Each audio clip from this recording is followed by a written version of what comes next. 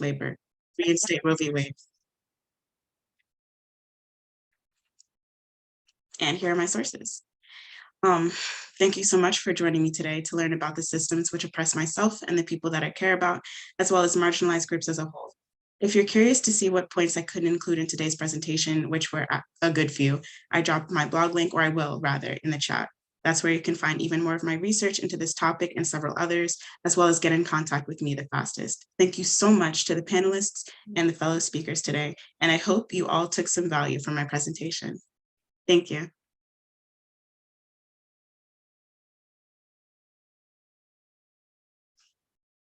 Thank you, Kendall. That was awesome. Thank you so much. Okay, our next presenter today, you can, Tony will be using the screen. Okay. Yes. Our next presenter today is Tony Top. Tony is a first-year honors student at Queen's University of Charlotte. She's a marketing major, planning on minoring in physiology. She's also an International Baccalaureate Diploma Program graduate that completed high school with high honors. Tony's presentation today is titled "The Tears of Men Should Be Celebrated." Welcome, Tony. Thank you. Just share my screen.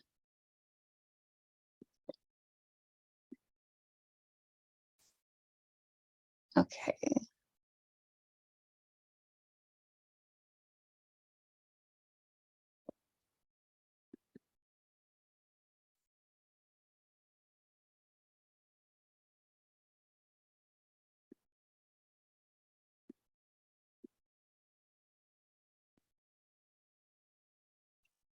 Okay, so hi everyone, I'm Tony. Thank you for having me here.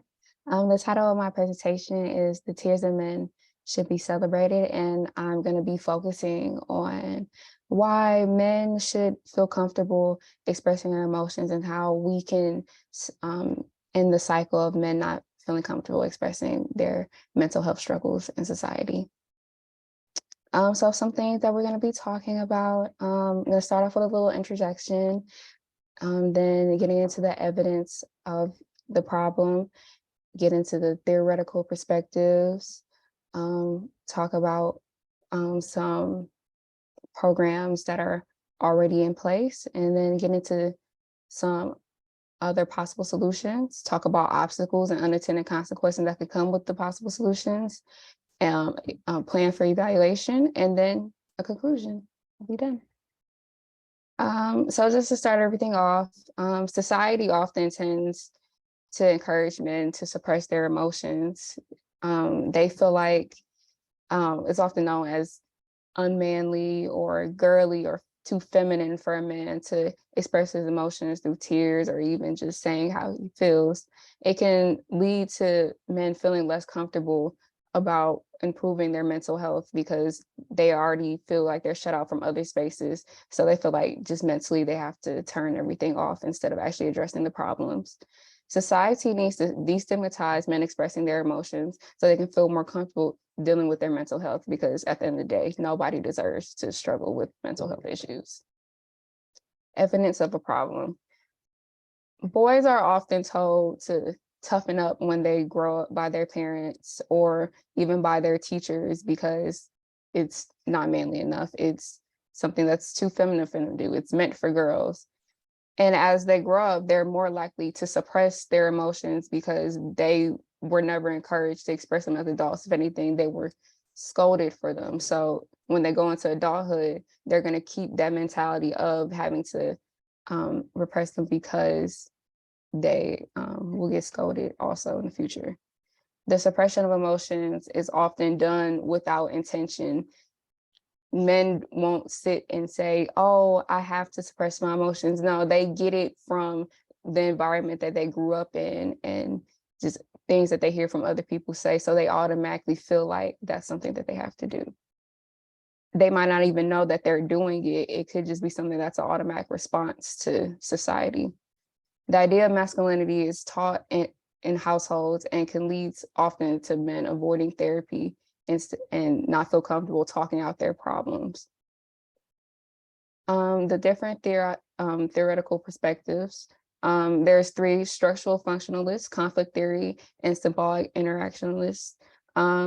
So from the structural functionalist perspective, it's they're going to say the problem is tensions that arose from men wanting to express their emotions. It's about the whole conflict behind, it's not, the problem isn't men wanting to, but the reaction that society gave from that is the real problem. Conflict theory is going to say something a little bit different. It's going to say society is the problem because it's not allowing men to express their emotions to the same extent as women. It's about how different groups are treated and what different groups are allowed to or not allowed to do. While symbolic interactionalist theory is going to focus on the way that the children grew up and seeing that that's the cause of men not being able to express in society, because everybody grew up in this traditional society where everything was about gender roles, gender norms. One current program that addresses the problem is called Men's Group. It's an organization that provides men with safe spaces to improve their mental health. They have many different forms of therapy and discussions you can do. They have online discussions, group meetings, and individual coaching sessions, because they realize that not everybody is the same and people need different help in different forms. And so they allow for many different avenues in order for that to take place. And it's a program that's only open to men because they feel like men are more worried about how society will treat them. So if it's only about men that want to get help, there won't be any judgment there, and you can avoid having that stress of having to hold something in, and they can just allow everything to come out. Another possible solution to this would be tackling it at its source, kind of following the different theories. It would be implementing classes into the grade school curriculum that focus on the importance of taking care of your mental health. Children between the ages of 4 and 12 have the best ability to learn. So implementing something in grade school where kids are automatically taught how they can take care of their mental health and how important it is, and how they're just shown that everybody has mental health struggles and issues and everybody should be able to express them. It could really help men feel more comfortable as they grow up expressing their emotions, and it could further take that into the household and continue the cycle. Yeah, and then on top of that, it would help take the ease off of like the parents having to teach them, because a lot of people don't know a lot about mental health. So just making sure we can learn about mental health, like you have to take a health class and your regular curriculum classes, adding that into it would be beneficial to the minds of children. Some obstacles and understanding consequences that can come with this. A few obstacles include like getting all the school boards to change their district curriculums. It's going to be very hard for somebody to implement that into curriculum. A lot of planning goes into those, and it will be adding a whole new course load into it, the already packed schedule. There also may be disapproval from teachers and parents, because the problem is society's views on boys and men expressing their emotions. So there might be some pushback from parents and teachers and just people in general, saying that it's going to make men more weak or make them not as manly anymore. And then you have the obstacle to strategically developing a curriculum.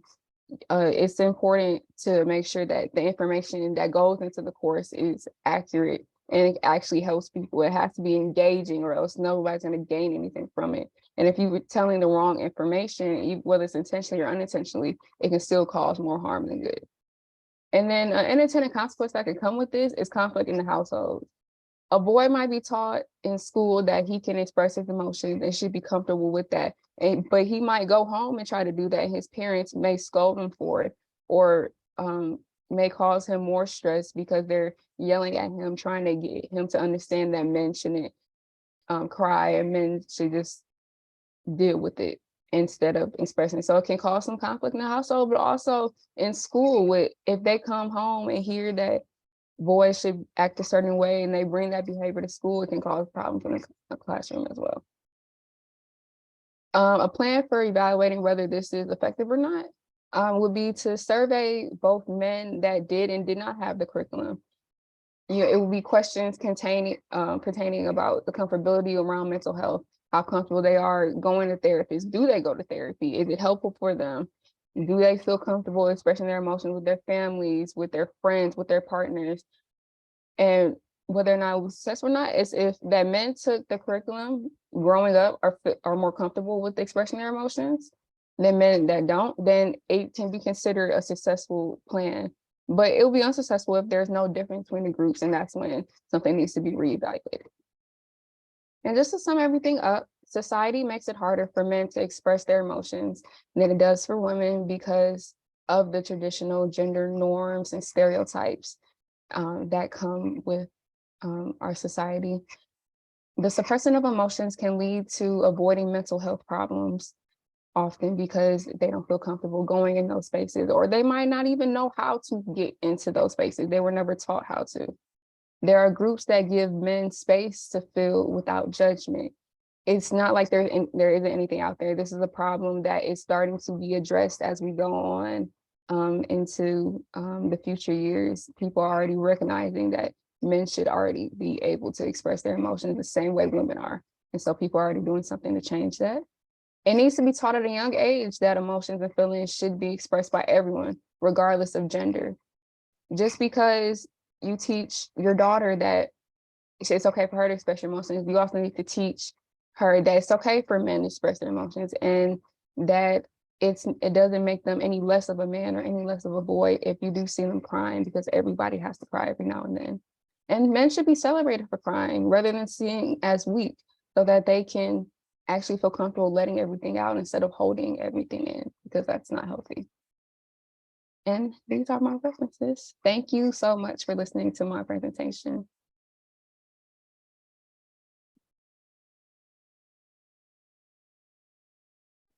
Thank you so much, Tony. That was wonderful. Well, and our last presenter in this panel is Edmari Correa de Castro. Edmari is a Venezuelan student who emigrated to the United States in December of 2017. She's currently a sophomore in the University Honors Program, double majoring in International Business and Management with a concentration in Human Resources and a minor in Mandarin Chinese at the University of North Carolina at Charlotte. She's also a resident advisor in one of the university living halls and the current secretary for the Latin American Student Organization. She's passionate about advocating for others, sustainability, and her goal is to work in the business field to make companies more social, culturally aware, and sustainable. Her presentation today is titled Life Post-Prison, What Is It Like? How to Incorporate Back into Society. Thank you, Maria, and welcome to UNCG. Thank you so much for giving me the opportunity to present. And before I start, I want to say thank you, Kendall and Tony. Your presentations were amazing. I'll start sharing my screen so I can start presenting.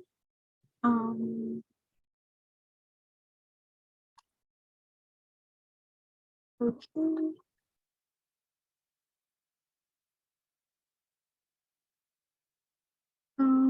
So before I start presenting, I want to give a little overview of what inspired me to write this paper and what inspired me to give this presentation.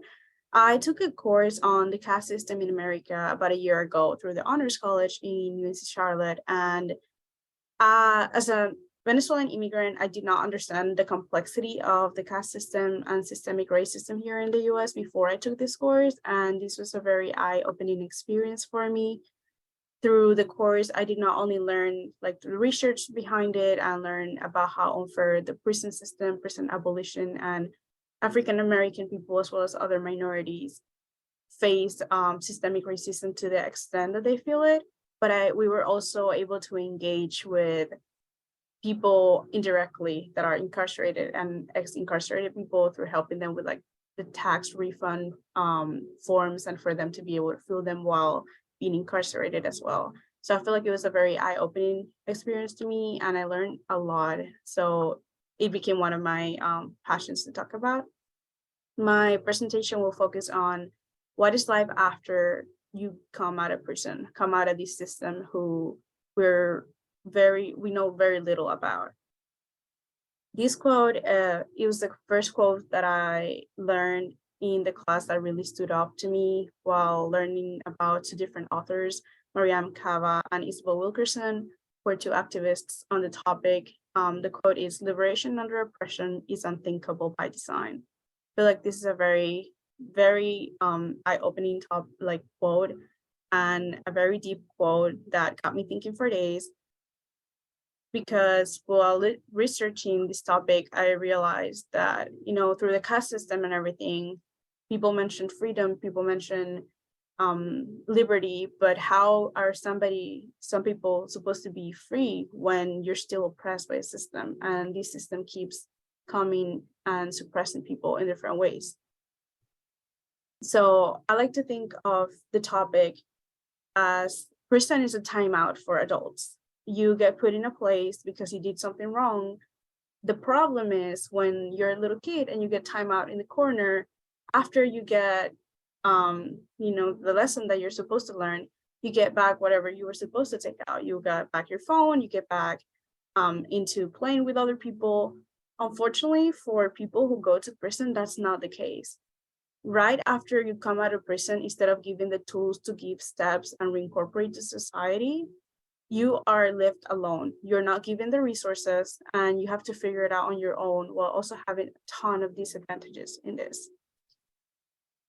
So the presentation will focus on what is it like, what is the experience of being an incarcerated person after incarceration, and how they manage to incorporate, and what are some of the challenges they face for this.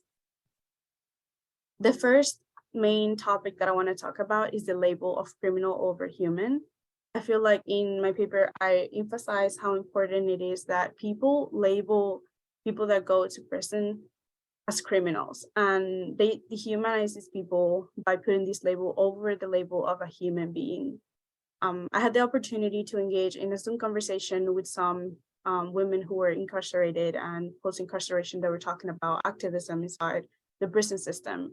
And one of the ladies, Alicia Walker, mentioned how people see them as criminals to the point that they dehumanize them, and they don't even give them a second chance. But they don't understand the complexity that goes behind going to prison. Like, sometimes people, because they get incarcerated, that doesn't make them a bad person. And even if you consider them a bad person, they are still human. They're still people. So you should still treat them with respect. Some of the labels that I put in here are things that I took away from that same presentation.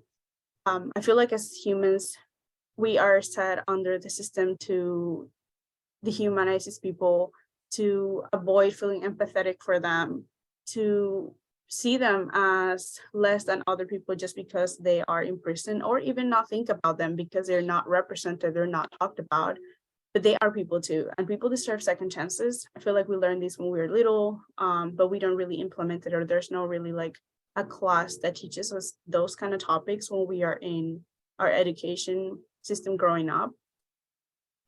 It's a complex topic, especially because I feel like sometimes when people fall into prison, and I mentioned some of the research behind it in my paper, it's not necessarily because of what people consider fair. Sometimes people go to prison even though they might be the victim. A lot of Black women go to prison after being sexually assaulted, or they're victims, and they are the ones who got incarcerated because they defend themselves, rather than the ones that actually made and committed the crime as it is labeled. So I put a little segment of a video here that I would like all of us to watch on an interview that was made, and one of the news people went into a prison cell, so you can see how small it is and what are the conditions that these people live in. The video is about a minute long. I have to You'll strip. hear This it. part, of course, is really awkward because I'm standing here with two people I don't know, and I'm about to take a shower in front of them. We now need you to squat and cough. And take that. After I shower with delicer, I put on an orange uniform. I'm not allowed any underwear or a bra. Not to mention, this outfit is absolutely huge. I look like a penguin. When I get into the cell, it's small. Put your mat stuff down there. is a tour of my cell. We're going to start over here with the mat. I actually have a little bit of space where I can keep my comb and my cup and my toothbrush and toothpaste. There's pretty much a blank wall followed by a mostly blank wall. And we've got my trusty little mirror, which is actually a piece of metal that somebody has scratched all up, so I can't even see very well on it. And we've got my sink, which is attached to the toilets, which is kind of gross. And it's boring. At least if I'm bored, I can read the Williamson County Jail Regulations and Inmate Disciplinary Code Book. Gives me a little something to do. There are no windows, and the only artwork is what other inmates scratch into stone. And your lunch. Then there's lunch. I think if I wasn't sitting in a cell, it might taste good. But no matter what I do, all I can smell, hear, and see is the toilet. I think I can also hear maybe some of my neighbors, and I think I can hear somebody either walking around or doing something on this wall over here. You go and step in there and put your clothes back on. Finally. So I'm not going to show the entire video because of sake of time, but you can see how small the space is. You can see how people are treated like animals. They literally have to leave right beside the bathroom that they're given. And the food that they're delivered, everything is just, they're passed to them without being able to do anything with their time. As she talks in the video, it's boring. So one of the things we learned in the class, and one of the things that my paper focused on, was the research behind prison abolition and how important it could be and how impactful it could be to, instead of just isolating these people, helping them and giving them the resources to reincorporate back into society. Because it is not only a waste of time for these people to just spend time there alone, isolated, but also it doesn't help in any way because they're not learning anything through these experiences besides being put in a timeout just because of what they did. After the prison, they also face a lot of obstacles. They have a lot of barriers when it comes to employment. And one of the surveys that I put in here was only 6% of employers are willing to employ people that have gone through prison. So what about that 94%? What about the rest of the people? How are they supposed to attain a job and keep going with their life after incarceration if they are not given the tools to do so? These people are seen as untrusty or unreliable, when in reality, they're just trying to get further with life and they're trying to get past these experiences. When it comes to education, for example, they're given less chances to obtain an education, a post-secondary education, just how we're doing at the current moment. When it comes to housing, they have difficulty renting spaces and living in there. And some other rights for them are also taken away, like voting or driving, to obtain like a license and just live a normal life how other people would live. So what can we do to help? What are we doing to make this better, to help these people? Besides informing ourselves, and I feel like education is like a key point in here. These are two organizations that I looked into that really help people in these situations. The first one's called the Sentencing Project, and they help those that survive. They help defund the prison system. And I feel like this is a very broad topic. So before you consider yourself like an abolitionist, it's important to research behind it and understand if you maybe want to identify with this or if you want to help in any other ways. And the second one is the Prison Policy Initiative, or PAPS. We talked about both of them in my course, and we were able to help these people with their tax redemption through one of these organizations. I think it's very important to understand the complexity of the topic, and it's very important to try our best to understand that the system puts people down, but there are things that we can do to help. One of the quotes from one of the writers that we read about, Isabel Wilkerson, that talks about the caste system in America, she says, and I'll quote, "To dehumanize another human being is not merely to declare that someone is not human, and it does not happen by accident. It is a process programming. It takes energy and reinforcement to deny what is self-evident in another member of one's own species. This is the setup placed by the system, but if we decide to fall into it or to fight against it, is our own decision." Thank you.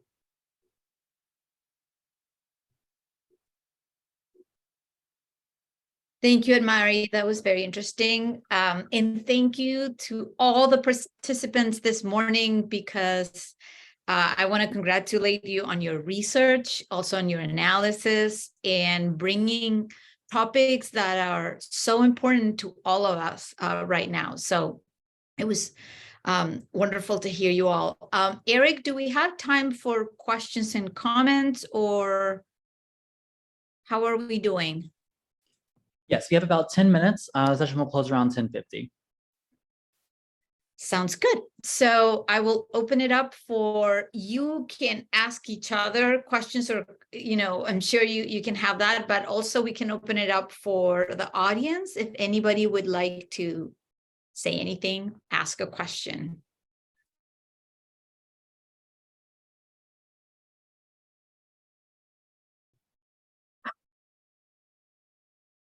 Kendall. I have a question for, I'm sorry, I don't want to pronounce your name wrong. It's Edmari.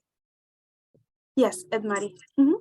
Okay, I just wanted to say that that was amazing. There are a lot of people that are in my life that I know have been incarcerated, and it's been really, really hard for them to integrate back into society. And your presentation actually really made me emotional. I wanted to ask what made you connect to the topic, because like a lot of people can take a class, but like not everyone can like connect to it and present it and how should I say, and make it as comprehensive as you did. Yeah, so while learning about the class, I was learning about the caste system overall, and one of the main components was prison abolishment. In Venezuela, the prison system is also very unfair, and I have a family member that was unfairly incarcerated. But that is a topic that is never talked about, and I felt like when I came over here and I was learning about the prison system here, that was one of the things that, besides like the cultural barriers that we have from both cultures, the system could relate one to another. So while I dig more, I learned more about the unfairness of it. And I was very shocked by the statistics of how people are treated right after. I'm a very big advocate for people over everything. I study business, and I believe that one of the main issues in businesses put profit before humans. So I feel like it's very unfair how people can be dehumanized, how people can be treated so badly, and that it seems okay in a society. And that really touched my heart. And while I could not directly like relate to a lot of the experiences, mainly because they were talked about African American people, it definitely connected with me to how that unfairness just keeps propagating, and it feels like it's very much ignored by a lot of people, and they don't care. So Thank you, Mari. Before we go into I just want to honor the chat. So there's a question for Kendall in the chat. Could you tell us about any trans men who were pivotal in the movement for reproductive rights? Hi, Shine, I'm sorry if that's your name. I'm sorry. I don't know if I pronounced it right. A lot of my research was centered around like the femme perspective of things, and around how mostly the intersection between femininity and their drawbacks were really, how should I say, contributed to the reproductive movement. So unfortunately, I don't have any people in mind that were trans men that contributed, although I'm absolutely certain that they were there. But as I've learned, it was the intersection with like the proximity to femininity that like hurt people the most, because I do know that trans women, because of their proximity to femininity, are targeted even worse than trans men. So unfortunately I don't, but I will definitely educate myself. And if you have any ideas or people that I could research, that I could like update my research about, I would love to know. Great, thank you. And Mari? yes, I have a question for both Tony and Kendall. I want to know what inspired you both to start advocating for both of the topics on your speeches. Like, what was the reason why y'all felt like it would be such an important topic to talk about personally for you both? For me, I would just say like it was we had learned about it in class, and I feel like it was something that just wasn't talked about a lot. And I have a few like male friends and family, and just noticed that like it's just a difference of how they like handle situations, and they don't really like let anybody in on what they're going through, what's going on with them. And so I kind of wanted to figure out like why and do some research on what can be done about that to influence, so we can um, uh, hopefully and teach the future generations that it's okay for people, for men to express themselves, and just to prevent like the stigmatisms that come from older generations or people taught by older generations. Thank you. My topic began as an anecdote, like it began from anecdotal experiences as a person who finds themselves at a lot of intersections. I'm sorry, my mind is moving faster than my mouth. But I am a Black woman, I am a queer woman, and I am a woman. So I have a lot of intimate experience with a lot of the prejudices that I spoke about.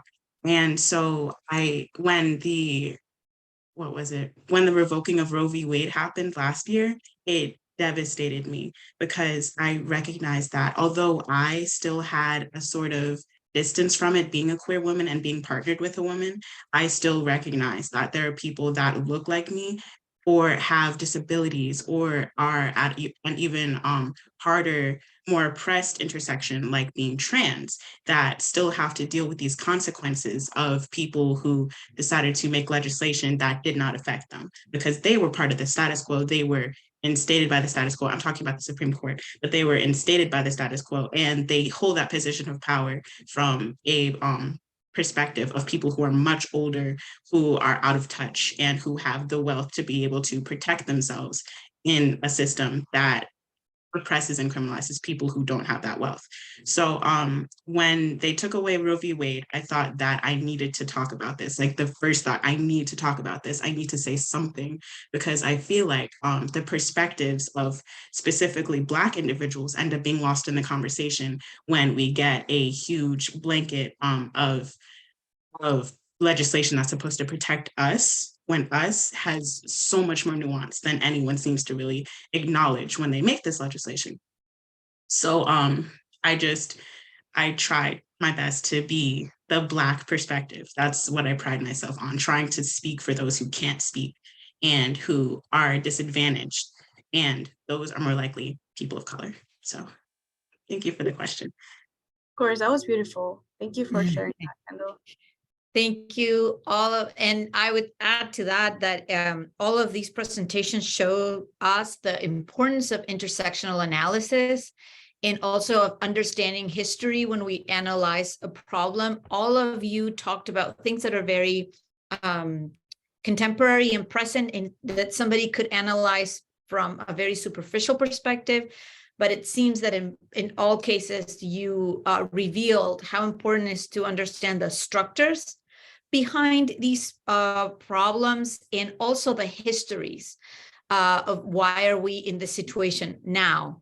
Because sometimes it's easy to say, oh, this is happening now, it's so awful because of these reasons. But I think one of the goals for, you in college and research and, in a space like this is to dig deeper and, for example, understand that being incarcerated is not the same experience for everybody, that being incarcerated as a trans woman is different than being incarcerated as a white woman, as a cis woman, or that abortion access is different for different people, depending on your income, your immigration status, so many other things. So I really appreciate each of you committing to digging a little deeper.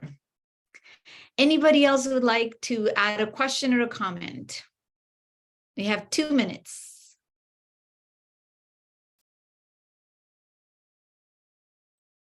Go ahead. Yes, talking about the history, just reminding me a point that I wanted to make in my presentation that I forgot about because I was nervous. I feel like history, it is very important, and it's very interesting how you can connect these topics to even the foundation of like the system, but further on, like many years ago. Something that we talked in class was about an author called Foucault, and then how he talked about the prison system. And back then it consisted of a structure that was like a round structure, and someone was placed in the middle watching all the prisoners that were around. And ever since then, that structure of incarceration, prison, was set so that one person was like above other people, so they had more power than others. And it was a very good example that one of my professor, Dr. Steele, gave in class, on how we can reflect that on the actual prison system, and how even nowadays, after many, many years, we can see how that structure of power of someone, yes, the panopticon, thank you so much, I forgot the name, how that person in power is still like above other people and is still superior in terms of the system. So Thank you so much. Eric, are we good to go? Anything that I should announce? Nothing to announce, other than, check out the schedule and see what else you might like to attend today. Thank you all. And I am heading out because I need to go open another session, but the Zoom will be here. If you want to continue discussion, that is fully up to you all. But thank you all. Thank you, Eric. And thank you all, and enjoy the symposium and have a wonderful weekend. It was lovely to meet you all. Thanks so much. Bye. thank you so Bye-bye. much.